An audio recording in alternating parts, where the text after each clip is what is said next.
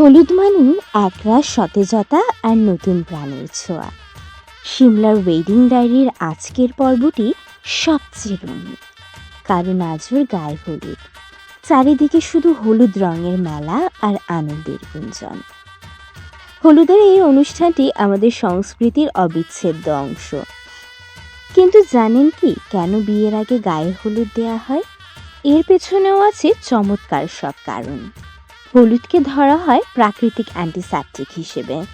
প্রাচীনকালে বিয়ের আগে বর কনের ত্বকের সুরক্ষা আর উজ্জ্বলতা বাড়াতেই এই খাঁটি কাঁচা হলুদের ব্যবহার শুরু হয়। আর হিন্দু রীতিতে হলুদ হলো শুদ্ধির প্রতীক।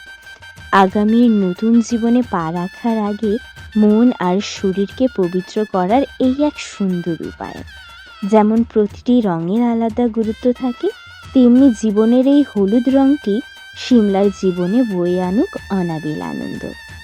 একে একে সিমলাকে মেজো মামা, মেজো মামি, আমার মা, ছোট মাসি, ছোট মামি এবং সিমলার বোন, আমরা সকলে মিলে সিমলাকে রাঙিয়ে দিলাম।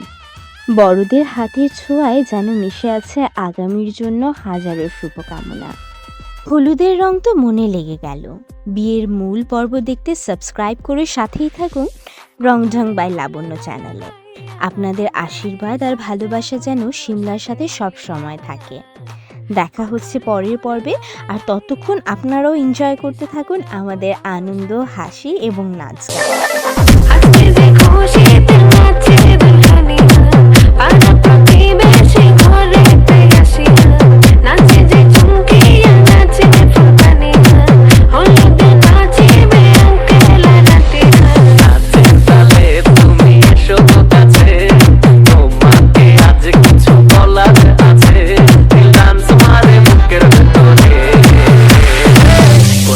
বধূ সাইজাছে রে আজ তার ফ্যান্টাস্টিক লাগছে।